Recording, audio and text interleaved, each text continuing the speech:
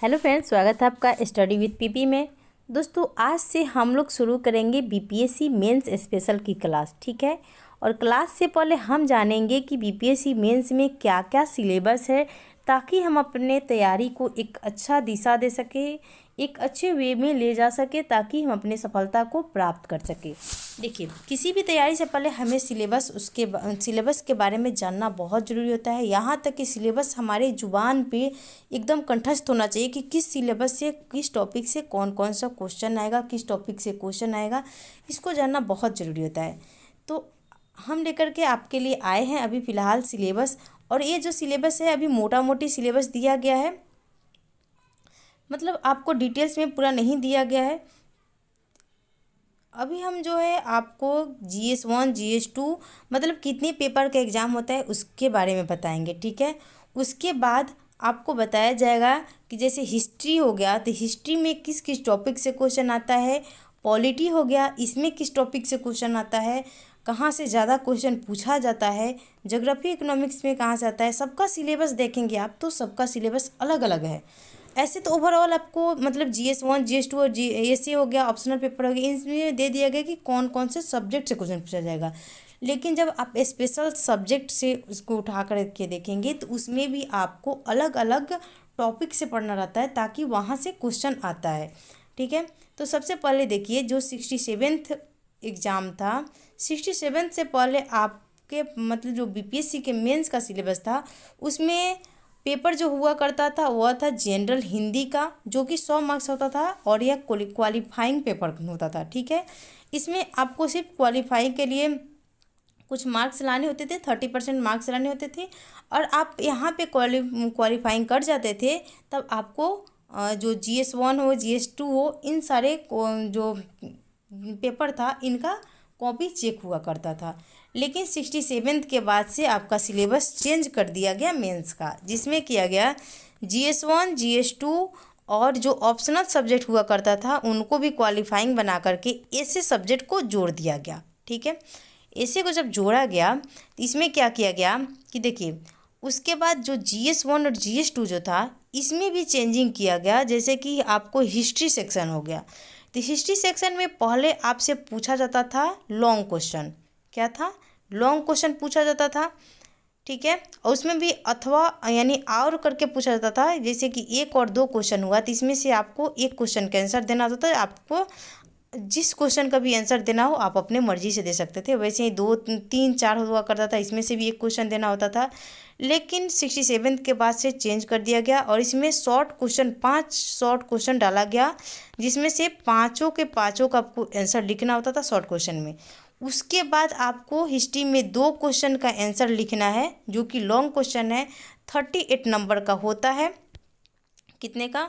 38 number का एक question होता है, जिसका वो भी मतलब आपको और करके दिया होता है 2 क्वेश्चन, जिसमें से एक क्वेश्चन का आंसर देना होता है, ठीक है। तो हिस्ट्री में चेंजिंग किया गया। उसके बाद जो करेंट से हो गया, contemporary events and national and international हो गया, स्टैटिक्स हो गया, इन दोनों को वैसे ही पहले की तरह सेम रखा गया। फिर से आप GS2 में जाएंगे तो GS2 में जो पॉलिटी सेक्शन है, पॉलिटी सेक्शन में भी आपको शॉर्ट क्वेश्चन जोड़ दिया गया 5 क्वेश्चन। वैसे ही ज्योग्राफी इकोनॉमिक्स में भी जोड़ दिया गया, और साइंस एंड टेक में भी जोड़ दिया गया, ठीक है। तो GS2 में आपको सारे सब्जेक्ट में शॉर्ट क्वेश्चन का आंसर देना ही है। उसके बाद जो ऐसे जोड़ा गया, ऐसे में भी आपको जो बिहार स्पेशल है, बिहार की जो कहावत है, उनसे भी क्वेश्चन पूछा जाएगा। जैसे कि क्या बोलते हैं, जैसे एक टॉपिक बिहार की कहावत है, जितना चादर हो उतना ही पैर पसारना चाहिए। इस टाइप का भी आपसे ऐसे में क्वेश्चन पूछा जाएगा। तो ऐसे का स्पेशल हम सिलेबस बनाएंगे, जो कि मेरे पास बहुत ही अच्छे तरीके से है। कहाँ कहाँ से क्वेश्चन पूछा जाएगा, किस किस टॉपिक से पूछा जाएगा, वो सारे मतलब जो भी सिलेबस है ऐसे का, वो मेरे पास अवेलेबल है। तो पहले आपको ओवरऑल एक बीपीएससी का जो सिलेबस है उनको बता दिया गया। और क्वालिफाइंग पेपर जो है ऑप्शनल सब्जेक्ट में आप कोई भी सब्जेक्ट ले सकते हैं, जिस भी सब्जेक्ट में आपका रुचि हो वो ले सकते हैं। और इसमें आपको मात्र 40% मार्क्स लाना होता है, और ये जो क्वालिफाइंग कर जाएंगे तो आपका ये सब कॉपी जो है चेक होगा करेगा। टोटल जो होता है आपको 300 का GS1 होता है। कितना का होता है? 300 का GS1 होता है, 300 का GS2 होता है और 300 का AC होता है। इन 900 मार्क्स पे ही आपका मेरिट बनता है, ठीक है। तो अभी BPSC मेंस का जो सिलेबस था वो आपको मैं बताई, और इसके बाद से मैं प्लानिंग बता रही हूँ। मेरे जो चैनल है इस पे आपको BPSC मेंस का आंसर राइटिंग कराया जाएगा। आंसर राइटिंग में आपको क्वेश्चन दिया जाएगा, उसका मॉडल आंसर बताया जाएगा, ठीक है।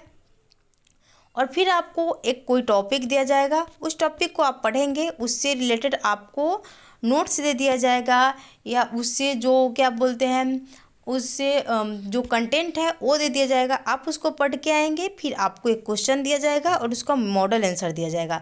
ऐसे करते करते आप क्या होगा कि आप मॉडल आंसर को देख करके लिखते लिखते आप लिखना सीख जाएंगे। फिर आप वो खुद से भी आंसर राइटिंग कर लेंगे, खुद से आपको आंसर राइटिंग करने आ जाएगा।